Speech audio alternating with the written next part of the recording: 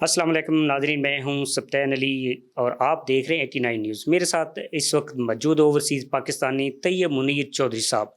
इन्होंने तालीम जो है वो यूके में हासिल की और इस वक्त 36 साल से ये नॉर्वे में मुकीम है। इनका जो आबाई इलाका है वो मंडी बहाउद्दीन है। मंडी बहाउद्दीन में उन्होंने अपने वालिद की ख्वाहिश पर उन्होंने एक हॉस्पिटल बनाया। अब वो वहाँ जो एक स्टैंडर्ड इंटरनेशनल स्कूल बनाने जा रहे हैं। तो मज़ीद हम तफसीलात जो है चौधरी तैयब मुनीर चौधरी साहब जानते हैं कि इस हवाले से वो क्या कहेंगे।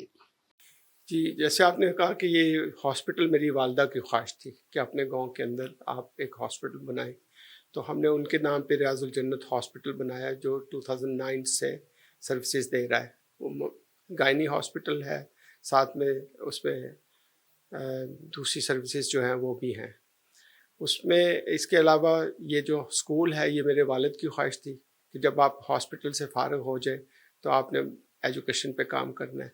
और पाकिस्तान में चूँकि हम डायस्पोरा हैं और हमारी ये ख्वाहिश है कि हम कुछ ना कुछ रिटर्न करें अपने आबाई इलाके के अंदर, तो ये उनकी ख्वाहिश के साथ साथ मेरी भी ख्वाहिश है कि जी एक अच्छा स्कूल हो, एक अच्छी तालीम हो।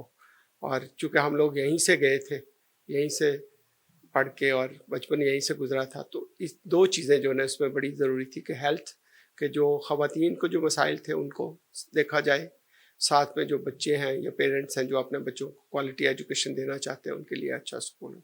तो ये एक इंटरनेशनल स्कूल होगा अपने इलाके में और इसमें बहुत सारी टीचर्स और बहुत सारे लोग जो है ना उसमें काम करेंगे।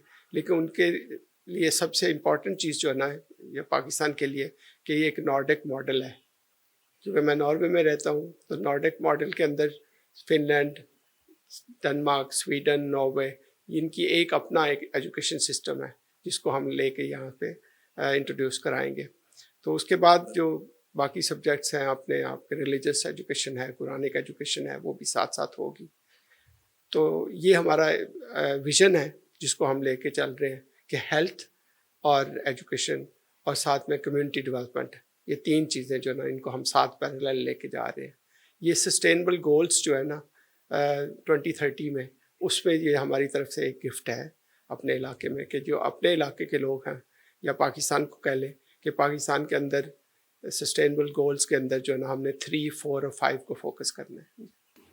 अच्छा सर, ये जैसा कि अभी आपने दिखाया जो कि आपका तल्लक जो है ज़िम्मेदार घराने से है।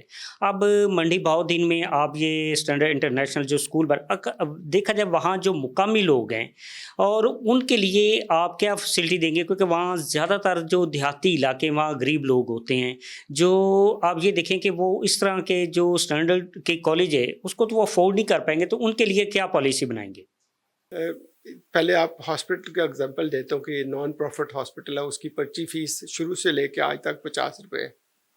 तो बाकी जो आप खुद अंदाज़ा लगा लें कि नॉन प्रॉफिट हमारा शुरू से ये इमेज रहा है कि जी अपने इलाके के अंदर, लेकिन क्वालिटी हेल्थ जो है ना उसमें हम दे रहे हैं।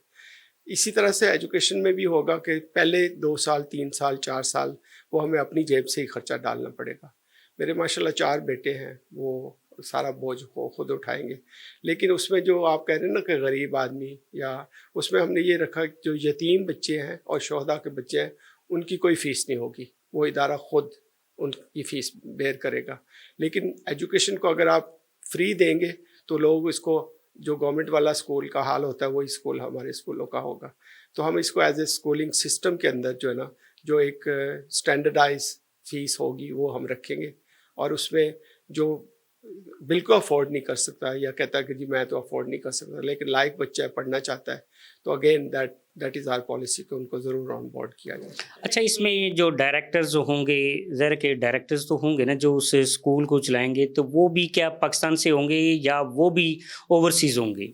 नहीं, उसमें ये हमने ये रखा है कि उनकी ट्रेनिंग के लिए लोग बाहर से आ सकते हैं, नॉर्वे से, इंग्लैंड से, बाकी जगहों से, जिस तरह से बाकी ऑर्गेनाइजेशंस करती हैं। लेकिन ये कि उनके लोकल टीचर्स जो है ना उनके लिए क्वालिफाइड होना बहुत ज़रूरी है कि उनके अंदर मिनिमम एजुकेशन जो है ना वो रिक्वायर्ड है और मैक्सिमम तो आप जितना भी तो इसके एसओपीज़ क्या होंगे?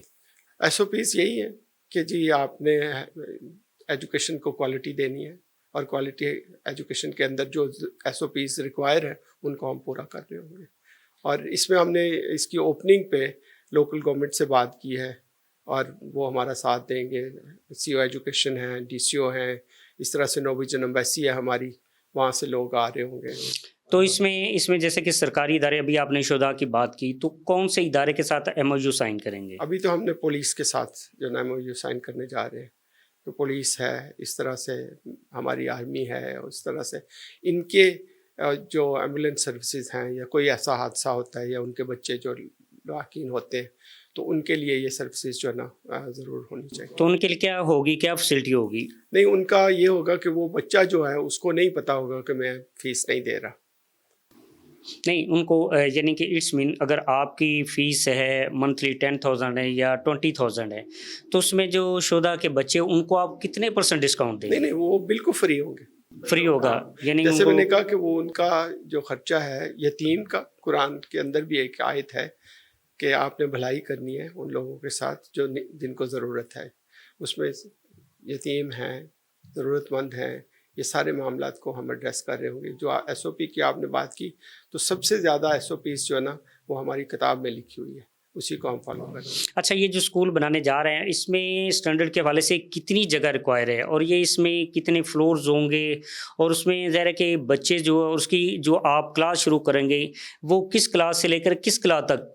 جی, بہت ویلڈ سوال ہے آپ کا. یہ ہم نے شروع سے یہ کیا کہ پلے گروپ سے لے کے آپ کا نرسری, اس کے بعد آپ کا مونٹیسوری 1, 2, 3 اور 4 اور 5 تک جو نا گریڈ 1 سے لے کے پھر 5 تک, یہ آلموسٹ ہم نے کوئی 16 رومز ہیں اور 3 اسٹوری بلڈنگ ہے, اور بہت خوبصورت بلڈنگ ہے, جس کے لیے میں بہت مطلب اپنے آپ کو سمجھتا ہوں کہ جی میرے علاقے میں ایسی کوئی بلڈنگ نہیں ہے جو پراپر ایک اسکول کی شکل میں جو ہے نا بنی ہے, اور اس کے اندر جو ہر وہ فیسلٹیز ہوگی جو کہ ایک انٹرنیشنل اسٹینڈرڈ کو مینٹین کر رہی ہوگی. تو اس میں جو آپ جو ٹیچرز وغیرہ ہائر کریں گے تو ان کی کوالیفیکیشن کیا ہوگی؟ جی, ہمارے جو سی او ایجوکیشن ہے انہوں نے وعدہ کیا کہ ہم نے کوئی 69 لوگوں کا انٹرویو جو ہے نا وہ کنڈکٹ کیا ہے, اس میں سے جو بیسٹ ٹیچرز ہوں گے ان کو ہم کیا آپ فریش لیں گے یا ریٹائر جو ٹیچر, کیونکہ ایکسپیرینس بھی ہونا چاہیے, ایکسپیرینس بھی اس کے لیے ضروری ہے کہ اس کو ٹیچنگ کا جو ایکسپیرینس ہو, تو انٹرنیشنل میں تو ظاہر ہے کہ ایکسپرٹ جو ہے ان کو ہائر کیا جاتا ہے. ہم نے ایک چھوٹی سی ایکسرسائز کی ہے, پی ایف کالج لاہور سے ہم نے ایک پرنسپل جو ہیں ان کو ہائر کیا ہے, اور ان کا کوئی 16 سال کا تجربہ ہے. اسی طرح سے لوکل ایک ہیڈ ٹیچر ہیں, وہ کوئی آلموسٹ 35 ایئرس کا ان کا تجربہ ہے. تو یہ بیسیکلی 2 لوگ پرنسپل اور ہیڈ ٹیچرس, اور یہ تو ایکسپیرئنس لوگ ہیں. تو اس میں کوالیفیکیشن کیا آپ نے رکھی ٹیچرز کی, کیا ہونی چاہیے؟ کم از کم ایٹ لیسٹ ماسٹر تو ہونا چاہیے. ماسٹر.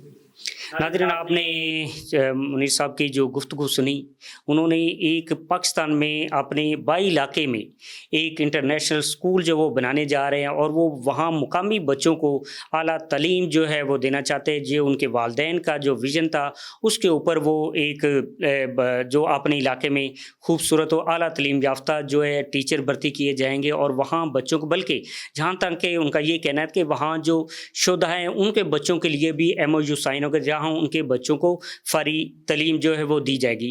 تو یہ ایک اچھا جو انیشیٹو منیر طیب صاحب جو وہ لینے جا رہے ہیں.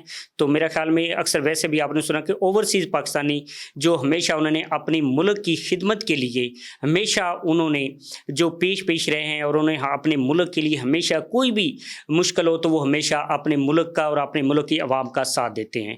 تو مجھے اجازت دیں, اللہ حافظ.